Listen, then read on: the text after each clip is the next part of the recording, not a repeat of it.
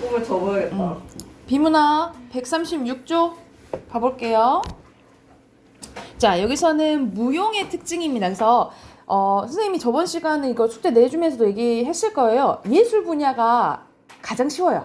지문, 예술 분야가 조금 질문이 나오면 가장 쉽고, 그리고 이제 그림 같은 게 나오면 말 그대로 보게 그림이 나오고 적용하거나 비교하는 문제들이 있죠. 그런 이제 문제들이 하나씩 꼭 나온다라고 생각을 하시면 됩니다.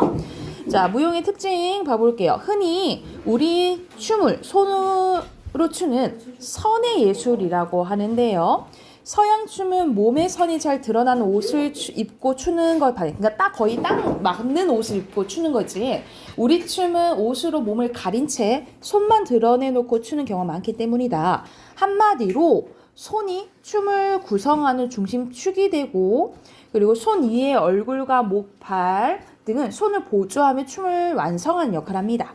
이 손이 중심이 되어 만들어내는 우리의 춤의 선은 내내 곡선을 유지하는데요. 곡선이 많다는 거지. 예컨대 하면 이것이 나오는 거야. 승무에서 장삼을 휘저으며 그에 맞추어 발을 내딛는 역동적인 움직임도 곡선이고요. 살풀이처럼 수건에 간드러진 선을 만들어내는 것도 막 이렇게 하잖아. 이것도 곡선이라는 거지. 해서 지방의 탈춤과 초용무에서의 S자형 곡선이 연속적으로 이어지면서 춤을 완성해냅니다. 물론 우리 춤에 등장하는 곡선이 다 같은 곡선이 아닌데, 힘 있는 선과 유연한 선, 그리고 뭐 동적인 선, 정적인 선, 무거운 선, 가벼운 선 등 이게 다양하게 나타나고요. 길이로 볼 때도 긴 곡선도 있고 짧은 곡선도 있다라는 거지. 이렇게 다양한 선들은 춤을 추는 이가 호흡을 깊이 안으로 들이마실 때는 힘차게 휘도는 선이 나타나고, 가볍게 들이마시고 내쉬는 과정을 반복할 때는 경쾌하고 자잘한 곡선으로 나타난다라는 거죠. 그러니까 호흡도 영향을 미친다라고 보시면 되겠죠. 호흡의 조절을 통해 다양하게 구현되는 곡선들 사이에는 우리 춤에 빼놓을 수 없는 구성 요소인 정지가 있는데요. 정지는 어떤 역할을 하냐면 곡선의 흐름과 어울리며 우리 춤을 더욱 아름답고 의미 있게 만들어주는 역할을 합니다. 그러니까 이렇게 하다가 이렇게 멈추는 거지, 그치? 뭐 이렇게 멈추는 게 있다는 거죠. 정지하기 쉬운 동작에서의 정지는 별 의미가 없지만, 정지하기 어려운 동작에서 정지하는 것은 예술적 기교로 간주를 하는데요. 그러나 이때의 정지는 말 그대로의 정지라기보다는 움직임의 없음이며, 그런 점에서 동작의 연장선상을 위한 완전히 딱 이 멈춘 게 아니고 이 동작 중에 연결되는 것 중에 하나라고 이렇게 본다는 거죠. 음악의 경우 연주가 시작되기 전에 끝난 후에 일어나는 정지 상태는 별다른 의미가 없지만, 연주 도중의 정지, 곧 침묵의 순간은 소리의 연장선상에서 이해하는 거 마찬가지라는 거죠. 그러니까 비교 나온 거죠. 다시 말해서 이때의 소리도 엄연히 이제 연주 일부라는 거죠. 그래서 우리 춤에서도 정지를 동작의 연장으로 보는 거, 이것이 바로 우리 춤에 담겨있는 마음의 몰입이 결과적으로 나타나는 거라는 거지. 춤추는 이가 호흡을 가다듬으며 다양한 곡선들을 연출하는 과정을 보면 한순간 움직임도 선을 만들어내지 않고 멈춰있는 듯한 장면이 있다. 이런 동작의 정지 상태에서도 멈춤 그 자체로 멈추는 게 아니라 여백의 순간에도 상상의 선을 만들어 춤을 이어가는 것을 몰입현상이라고 한다라는 거예요. 우리 춤의 진행 과정 내내 곡선을 유지한단 말은 이처럼 실제적인 곡선뿐만 아니라 우리가 마음의 몰입까지도 포함한다는 의미며, 그래서 이 바로 우리 춤을 가장 우리 춤답게 만들어주는 특성이라 할 수 있다라는 거죠. 여러분 딱 읽어도 좀 읽을 때 더 쉽게 읽히죠, 그치? 그러니까 어려운 단어가 없으면 확실히 여러분이 이제 읽으면 어휘력에서 아마 차이가 날 거예요. 왜 이제 잘 읽으면서 안 들어올 때가 있냐면 모르는 단어들이 있으면 막혀요. 그래서 항상 내가 어휘 시험 보는 것도 그렇고 사실 이렇게 모르는 단어가 있으면 어휘를 조금 정리해 두는 게 좋겠죠. 그리고 자주자주 뜻을 봐줘야 돼요. 그리고 모르는 단어가 있으면 사전 좀 찾아보는 연습을 해야 돼요. 여러분 예전 같으면 선생님 진짜 내가 나 때 얘기를 하고 싶진 않지만 예전에 선생님 전자사전을 갖고 다녔거든요. 이제 전자사전에서 맨날 한자, 왜냐면 핸드폰을 사용을 못하니까. 근데 요즘 여러분은 이제 휴대폰 사용할 수 있잖아. 그래서 모르는 단어 있으면 여러분 독서할 때도 바로바로 모르는 단어 찾아보는 연습 하셔야 돼요. 아셨죠? 하고 싶은 말이 막 있어가지고 저 눈으로 하지 말고 자, 1번 가보자. 내용 일치 문제네요. 알맞지 않은 것은 여기서는 우리는 항상 3번. 정적이죠. 3번이고요. 2번에 의미한 바가 다른 하나는 그러니까 여기서는 1번. 그렇지. 1번이겠죠. 자, 뒤로 넘겨서 OX 문제 나오네요. 1문단에 맞나요? 맞죠. 2문단에 X. 직사 이거 계속 곡선이지 그치? X고요. 3문단에요. X. 긴 거 있고 짧은 거 있다고 했지? 오케이. X. 4문단에 5. 5고요. 5문단은요? 5. 5입니다. 자, 여기서는 서양춤과 달리 우리 춤을 손으로 추는 선의 예술로 하는 이유는 서양춤과 했던 부분 첫 번째 문단인 부분 여기 보면 되겠죠. 서양춤은 몸의 선이 잘 드러나는 옷을 입고 추는데 반해서 우리 춤은 옷을 가린 채 손만 드러낸 채 추는 경우가 많기 때문이다. 여기 쓰시면 돼요. 여기 두 번째 문장 쓰시면 됩니다. 됐을까요? 자, 빈칸 넣으러 갑시다. 첫 번째 빈칸 연속 그 다음 형태 잘못 그었어요? 아니요. 좀 외우실 것 같아요. 그리고 길이 그리고 예술적 기교 멈춤 동작 마음의 몰입. 네 마음의 몰입 내가 부를게. 예술적 기교는 움직이는 없는 거.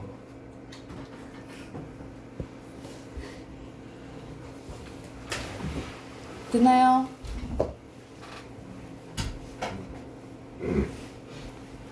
네. 자 잘하다. 순서대로 잘하다. 자잘하다 미드르다. 휘돌다 부조하다. 보조하다 간드러지다. 간드러지다 그리고 순서대로 니은, 디귿, 기역, 리을입니다. 정말 자신감이 생겼어.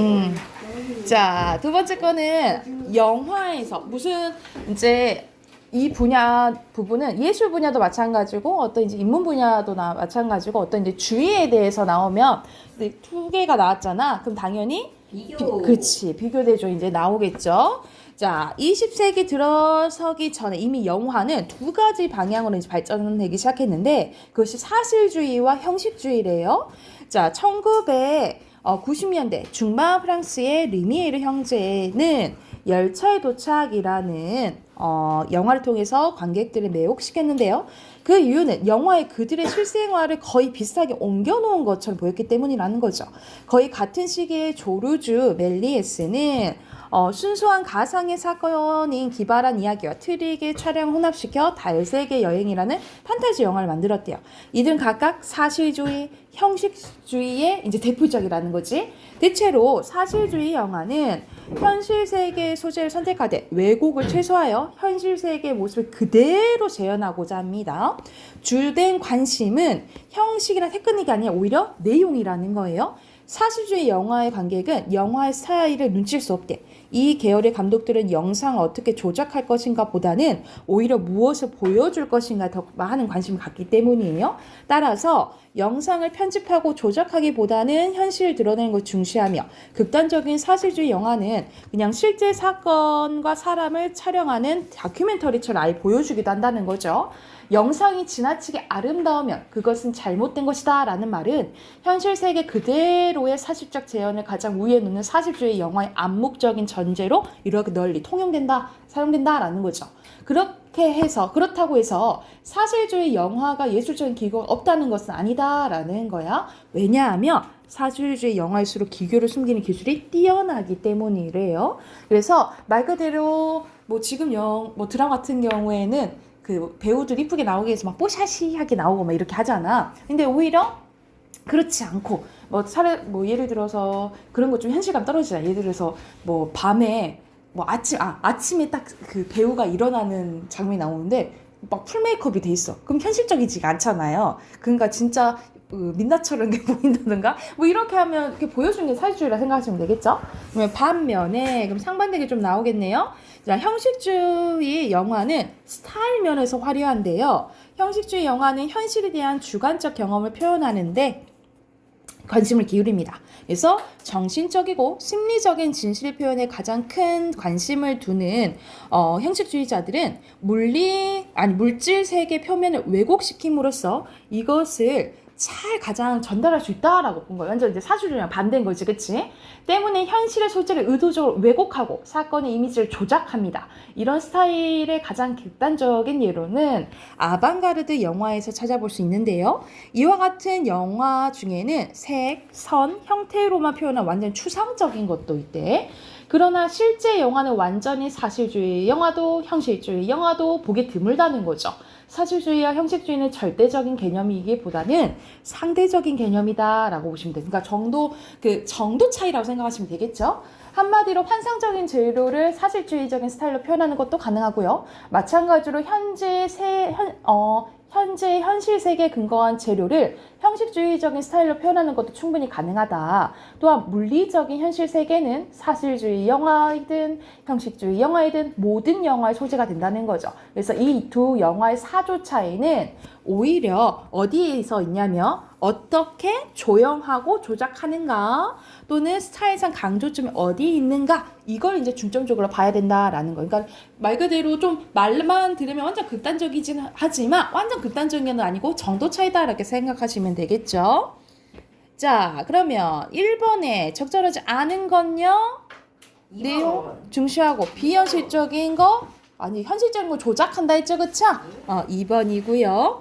자, 블라디미르 닐센이 얘기했대. 사진이란 현실을 완벽하고 전체적인 반영의 결과이며 사진의 영상은 촬영된 대상의 전체 물질적인 속성 가운데 단지 하나 혹은 둘 정도를 선택해서 의도적으로 재현한 거지 완전 똑같은 것은 아니다라고 봤다는 거야. 그러면 기억은 뭐예요? 3번. 왜? 기억은 사실주의 영화잖아. 그러면 사실주의 영화에서 보기 입장에서 사실주의를 보면 완전 영상에 담으면 현실이라는 거야? 완전 사실은 아니다라는 말이 나와야 될 거 아니야, 그치? 그러면 3번이 되겠죠, 그쵸? 그리고 이 3번 같은 문제는 여러분 지문 읽으면서 어휘 나오잖아요. 기억니은 디귿리을 있으면 바로바로 푸셔도 돼요. 바로바로 풀면은 시간이 조금 단축되거든요. 그러니까 여러분 모의고사 풀면은 시간이 생명이에요. 시간이 생명이니까 시간 줄일 수 있는 건 얼른 줄여야 되겠지. 이런 건 바로바로 푸시면 돼요. 1번 아닌가? 그쵸. 자, 아까 1번 기발한 건 뭐야? 완전 뛰어난 거, 재치 있는 거잖아. 그치? 근데 이거는 뭐예요? 수준 정도가 이상 뛰어난 것은? 아니에요. 뭐 우월하다 뭐 이런 게 되겠지. 그치? 더 뛰어난 거 이렇게 그게 더 맞을 것 같은데요. 그쵸? 여기 쉽게 연결한 거네요. X 짝대기예요. 그리고 여긴 마지막 줄 쓰시면 되겠죠. 마지막 줄 뭐 쓰시면 돼요? 영화의 소재인 물리적인 현실 세계를 가지고 어떻게 조형하는가, 조형을 조작하는가, 또는 스타일상의 강조점은 어디 있는가 이렇게 쓰시면 되겠죠. 이렇게 두 개 쓰시면 돼요. 이게 뭐야? 미친 거네. 그죠? 완전 형이사학적으로 표현을 하잖아요. 사진 보면 그죠? 뭐야 이거? 이런 식으로 표현한다는 거지. 그게 형식주의의 대표적인 얘기겠죠. 그 얘기겠죠? 무슨 쓰기는 이해할 수. 빈칸 넣을게요. 영화, 소재, 재현, 내용, 왜곡, 조작이고요. 내용, 형식, 그리고 다큐멘터리, 아방가르드. 형식이랑 타입이야. 다르지. 통용은 다르죠? 통용은 전에 지문에서 나왔던 것 같은데. 어디서 나왔는데 통용? 자, 순서대로 통영, 조작, 테크닉이고요. 지향 하지 말아야 되는 걸 얘기해요. 재현, 왜곡, 두문. 오케이. 자, 뒤로 넘겨서 3, 4 또 풀어 오셔야겠죠? 151쪽까지. 151쪽 체크. 151쪽 체크해 두시고요. 문학 꺼내 봅시다. 본신이 제일 재밌었던 것 같은데. 누가 하고 있는 거? 자, 문학 130쪽입니다. 아하, 이거 내 거 아니구나. 그렇구나. 몇 뻔했어.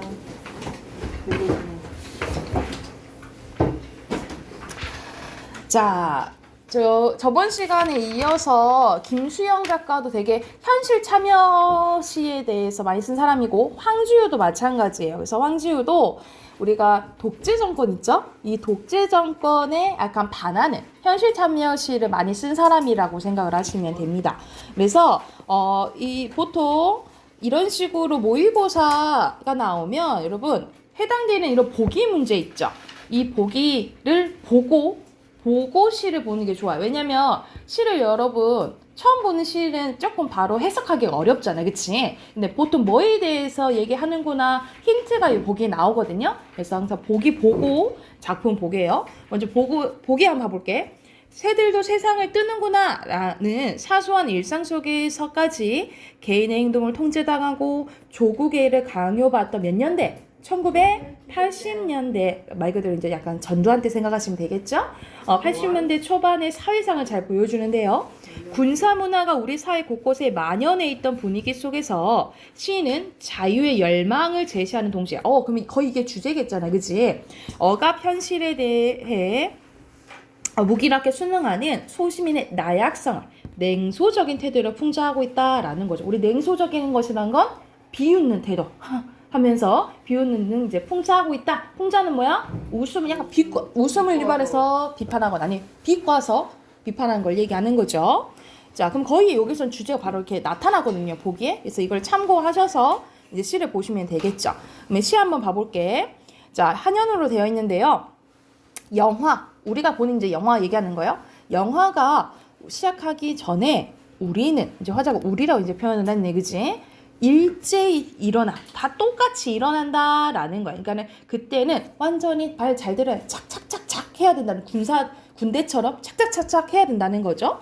그래서 여기서는 뭘 이제 묘사한 거냐면 획일화된 사람들의 모습을 묘사했다라고 보시면 되고요.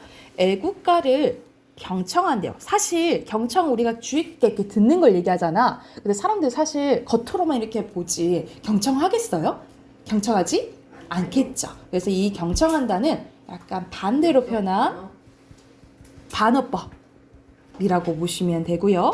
그리고 삼천리 화려 강사 우리가 애국가 시작하는 거지, 그치? 여기서 애국가가 시작하면서 시상이 전개가 되는데 사실상 삼천리 화려 강사는 우리나라가 엄청 화려하고 아름답다 이런 표현을 하는 거잖아, 그치? 근데 사실 지금 이 1980년대는 그런 시대인 거예요? 그런 시대가 아닌 거죠, 그쵸? 그러면은 현실은 그래 안 그래? 현실과 멀죠? 그러면 여기도 무슨 쪽 표현? 반어적 표현이라고 보시면 되겠죠. 여기도 반어법이 쓰였다라고 보시면 돼요. 을숙도에 일정한 군을 이루며 갈대숲을 이륙하는 흰새 떼들이 흰새들은 우리 새들은 아까 전에 뭐라 했어? 자유롭게 날아다니지. 그러면 이 획일화된 사람들과 어때요? 거리가 있어. 반대된 모습을 나타내는 거죠. 그래서 여기서 우리 있죠. 우린 선생님 아까 전에 세모 칠게. 그러면 흰새 떼들은 동그라미가 되겠지, 그치? 그래서 상황이 어때요? 반대. 그치, 반대. 대조라고 생각하시면 되겠죠? 자기들끼리 끼룩거리면서 자기들끼리 낄낄대면서 비슷한 문장 구조 반복되네요, 그쵸? 대구법. 대구법. 대구법. 1열, 2열, 3열 횡대로 착착착 이런 식으로 어떤 획일화된 모습을 나타내는 거 똑같이 다 해야 된다, 말 잘 들어야 된다 이 말이야. 자기들의 세상을 이 세상에 떼어매고 이 세상 밖으로 날아가 버린대. 쟤네들은 어때? 자유롭게 다녀. 근데 우리는 그래 못 그래? 못 그런다는 거죠. 그래서 흰색 때들은 자유로운 존재를 의미한다면 우리는 그러지 못한 존재를 의미한다라고 보시면 돼요. 근데 이런 자유로운 존재들 우리를 보면서 어때? 낄낄댄대. 그치? 그러면은 우리를 뭐 하는 거야? 비웃는 거죠. 그쵸? 그래서 여기서는 약간 통제하고 되게 억압하는 현실을, 억압하는 현실에 대한 비판이 드러난다라고 보시면 되겠죠. 그리고 웃으니까 냉소적인 이제 태도가 드러나는 거죠. 비웃는 거니까. 자, 우리들끼리 낄낄대면서 깔쭉대면서 우리들 대열을 이루고 한 세상 떼어매고 이 세상 밖으로 날아갔으면 좋겠대. 저 새들처럼. 그러니까는 뭘 바라는 거? 이 억압에서 벗어나서 자유롭게 됐으면 좋겠다라고 얘기를 하는 거죠. 그렇죠? 그래서 여기서는 이 부정적인 현실을 벗어나고 싶어하는 마음이 드러난다라고 보시면 됩니다. 라고 하는데 그렇게 하고 있어. 갔으면 좋겠다라고 하는데 대한 사람 대안으로 길이 보전하세. 애국가가 끝났네. 그치? 애국가 끝으로 날아갔으면 좋겠는데 어떻게 한대? 각각 자기 자리에 주저앉는데 자리 앉는데요. 주저앉는데요. 그러면 날아가고 싶지만 그런다 못 그런다?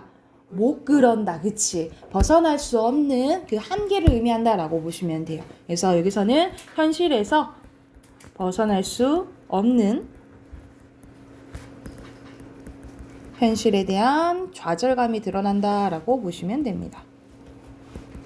그래서 이 부정적인 현실에 대해서 비판하는 시라고 보시면 돼요. 그래서 이 시의 주제 쓸게요. 암울한 현실에 대한 비판과 좌절감에 대해서 얘기했다라고 보시면 됩니다. 주제까지 쓰시고 131, 132까지 문제 푸시고 답 확인할게요.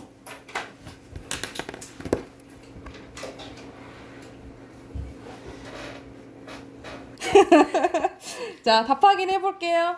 1번에 위 시에 대한 내용을 알맞지 않은 것은 토속적인 시어는 약간 사투리가 나와야 되거든요. 그러진 않죠. 4번입니다. 자, 2번에 선생님이 아까 이건 시어풀이 다 해줬지, 그치? 그러면 알맞지 않은 거 뭐예요? 뭐야? 5번이죠, 그쵸? 여기서는 도달할 수 없는 허구가 아니라 그런 소망을 나타낸 거잖아, 그치? 자, 3번에 알맞지 않은 건요? 4번. 적절하지 않은 거네. 2번입니다. 끝나지 않았죠. 계속해서 억압당한 걸 얘기하는 거죠, 그죠? 3번, 2번이에요. 자, 빈칸 첫 번째 애국가 갈대수. 네, 세상바 네. 현실 이게 맞았네? 네. 억압 좌절. 왜 억압적이에요? 억압적이죠, 그럼요. 부정적 아니에요? 부정적으로 해도 맞을 것 같아요. 부정적으로 해도 맞아요. 그리고 흰 새떼들 애국과 자유 라고 보시면 됩니다. 네, 문법 체크 해주세요. 네, 안 돼요. 안 돼요. 문법 76쪽입니다. 이렇게 적고. 자, 우리 저번 시간에 했던 거는 유의관계와 반의관계 했어요. 유의관계는 비슷한 거라 했죠, 그치? 반의관계는 반대. 자, 오늘 할 거는 상하, 다의, 동의의 관계예요. 자, 먼저 상하 관계는 자, 한쪽의 의미상을 다른 쪽에 포함하거나 포함되는 관계를 상하 관계라고 합니다. 그래서 포함하는 단어를 상이어라고 하고요. 그리고 포함되는 단어를 하이어라고 합니다. 그래서 예시 옆에 봐보자. 동물, 양서류 있으면 동물이 상이어고 양서류가 하이어가 되는 거예요. 또는 양서류랑 개구리가 있으면 양서류가 상이어고 개구리가 하이어가 되는 거예요. 그래서 특징은 상여는 일반적이고 포괄적인 의미를 지니고요. 개념이 커야 되겠지, 그지? 하여는 개별적이고 한정적인 의미를 지녀요. 다시 상여는 일반적이고 포괄적, 하여는 개별적이고 한정적이라고 보시면 되고요. 하이어는 당연히 상여가 가지고 있는 의미를 갖고 있겠죠. 그 밑에 있는 거니까, 그지? 그리고 상여와 하이어는 상대적이래요. 이게 뭔 말이냐면 아까 방금 했잖아. 동물이랑 양서류 할 때는 양서류가 하이어였죠. 그쵸? 근데 양서류랑 개구리 봤을 때는 양서류가 뭐였어? 상이요. 상이어였잖아요. 그치? 그래서 무엇인가 비교하냐에 따라 달라진다라고 보시면 돼요. 그래서 상대적이다라고 생각을 하면 돼요. 그래서 여러분도 상대평가를 하잖아. 그래서 누가 더 1등이고 누가 더 꼴등이고 이렇게 하는 거잖아요. 그쵸? 이 상대적이다라고 생각하시면 되고 이 상대 단어에 따라 상이어와 하이어가 될 수 있다라고 생각하시면 됩니다. 그러면 상하관계 끝. 다이관계 봐볼게요. 다이관계. 다이는 다, 마늘 다자에다가 의미 의자. 의미가 하나의 단어에 의미가 많으면 라고 생각하시면 돼요. 둘 이상의 뜻을 가진 단어의 의미 관계를 다이관계라 하고요. 이 다이관계 이루는 단어들을 당연히 다이어라고 하겠죠. 그래서 특징은 자, 말 그대로 여러분 이 타다라는 게 사전에 실리게 되면요. 1, 2, 3이 있네. 그럼 여기 1에 있는 거 있죠. 이 1에 있는 것을 중심적 의미라고요. 중심적인 것은 가장 기본적이고 핵심적 의미를 얘기하고요. 그 다음에 2번부터 그 밑에 있는 것들은 다 주변적 의미라고 보시면 됩니다. 중심적 의미에서 확장된 의미라고 생각을 하시면 돼요. 그래서 우리가 타다 하면은 딱 기본적으로 생각나는 게 불에 타는 거 생각이 나잖아. 그치? 이게 기본적인 의미, 중심적 의미고요. 나머지 뭐 피부가 타다 또는 고기가 타다 이런 것들은 다 주변적 의미라고 보시면 됩니다. 1번 중심적 의미에서 다 확장된 거라고 생각을 하시면 돼요. 이해됐을까요? 그러니까 예를 들어서 다리 하면 우리 사람 다리 생각하잖아. 근데 동물 다리가 될 수도 있고 책상 다리, 안경 다리 이런 것들 다 주변적 의미라고 생각하시면 돼요. 이해됐을까요?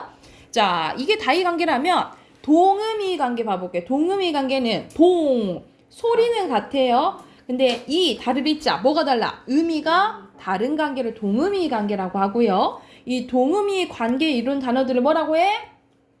동음이요. 동의미어라고 생각을 하시면 되겠죠. 그럼 가장 대표적인 게 여러분 배죠. 배 뭐 있어? 사람 배, 타는 배, 먹는 배, 배수할 때 배. 이런 거는 완전 다르잖아요. 그치? 그래서 특징 봐볼게요. 형태와 소리는 같으나 의미사에 관련이 있어요? 없어요? 없고요. 그리고 동의미어는 각각 사전에 따로 등재가 됩니다. 그래서 봐봐. 이 밑에 봐봐. 배 1, 배 2, 배 3 이런 식으로 따로 수록된다라고 생각하시면 되고요. 그리고 동의미에는 문맥과 상황을 고려해서 의미를 파악해야 된다라고 보시면 돼요. 그래서 갑자기 내가 난 배가 좋아 이렇게 했어. 그럼 그 배가 뭔지 봐야겠지. 내가 사람 배를 좋아하는지 타는 배를 좋아하는지 먹는 배를 좋아하는지 그 맥락을 잘 파악해야 된다라고 생각을 하시면 됩니다. 이해됐을까요? 그래서 간단하죠? 오늘 한 부분은 상하, 다이, 동의미 관계예요. 해당하는 문제 바로 푸세요. 79쪽까지 풉니다. 계시지? 가깝긴 해. 마음을 주고. 여러분 83쪽까지 쭉 푸세요. 쭉 푸세요. 여러분 79쪽까지는 다 풀었죠? 거기까지 우선 다 확인해보자. 77쪽 봐볼게요. 자, 여기서 포함하는 단어를 상이어고 포함되는 단어가 하이어죠. 그쵸? X. 기본적인 핵심적 의미, 중심적 의미 맞죠? 그리고 다이어는 하나의 표제로 등재되고요. 그리고 유사성 없는 거 맞죠? 자, 감각 그리고 예술 쪽이 나와 있는데 이거 뭐예요? 예술이 나와 있는데? 뭐가요? 상이어랑 하이어랑 둘 다 나와 있어요. 그럼 이거 어떻게 해야 해요? 이것 중에 찾아 쓰라는 거잖아. 감각 그리고 예술 이렇게 쓰면 되겠죠. 그쵸? 중심적 의미 우리 보통 이 머리 얘기하는 거잖아요. 기역, 니은, 디귿 밑에 X 얘들의 상이어 밑에 상이어 다이 중심적 동음 이어 이 자, 1번에 너무 쉽죠? 2번 2번은 무슨 관계예요? 유인과 반인가? 반이 관계. 2번에 4번 상대적 상대적인 고정적 아니죠? 4번이고요. 자, 3번에 국악기. 검은고 요거 B, C는 순서 상관없어요. 가야금, 검은고. 현학으로 불렸다 했나 검은고. 그리고 의미 관계 다른 것은 4번 그죠? 이건 같은 그 라인이 있어야겠지? 4번이고요. 없다. 의미상에 여기 들다와 의미상에 서로 의미상 관련이 있다. 그래서 무슨 관계? 다이 관계. 6번에 이 배는 사람 배죠? 4번이고요. 진짜 불룩해지더라. 선생님 친구가 임신했거든요. 그래서 지금 5개월, 6개월 차 들었는데 집에 배가 나오긴 나오더라. 신기하더라. 2번 여기서는 사람 눈 얘기하는 거죠. 2번 사람 눈 2번이고요. 여기서는 2번 다이 관계네, 그치? 2번 여기서는 손가락을 끼다면 손에는 이 손가락을 얘기하는 거잖아. 그럼 여기에 들어가야겠지. 그래? 기억이 아니고 뭐야? 니은이겠죠. 1번이네요. 발이 크다가 손이 크다가 이거 쌤 재훈 씨 결혼 언제 하신다고요? 11월 달에요. 11월 며칠이에요? 16일이요. 못 가는데 서인이? 서인이 못 가는데? 제 친구 생일이에요. 서인이랑 같이 가려고 그랬는데 못 가겠다. 가니까 같이 가면 자. 저 학원 찍어올게요. 자, 9번에 여기서 해당하는 거 2번? 2번이죠. 10번에 여기서는 날씨 얘기하는 거고 이거는 칼날할 때 날이잖아요. 이거는 동음이어죠. 그죠? 3번이고요. 자, 마지막 여기서 타다라는 것은 4번 동음이 관계는 의미가 관련 전혀 없어야 되잖아. 4번 4번이죠. 이거 자, 우선 여기까지 다 체크했고 내일 80쪽부터 채점할게요. 그래서 83쪽까지 안 푼 친구들 풀어오세요. 83쪽까지. 그리고 틀린 단어 써오시고 비문학 풀어오시고. 네.